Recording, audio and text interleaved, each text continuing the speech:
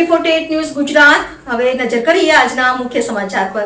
સુપ્રસિદ્ધ અંબાજી મંદિરના ભંડારમાંથી ₹1,04,000 ચોરી કરવાનો પ્રયાસ કરનાર હંગામી કર્મચારી ઝડપાઈ ગયો છે। મંદિરના ભંડારની ગણતરી ચાલી રહી હતી ત્યારે હંગામી કર્મચારી ચિરાગ ઠાકોરે ₹500ની 208 નોટોનું કુલ ₹1,04,000નું બંડલ સંતાડી લીધું હતું। બાદમાં બાથરૂમ જવાના બહાને બહાર નીકળતી વખતે નોટોનો બંડલ નીચે પડી જતા સમગ્ર મામલો બહાર આવ્યો હતો। અન્ય કર્મચારીઓએ ઘટના જોઈ તાત્કાલિક અધિકારીઓને જાણ કરી હતી।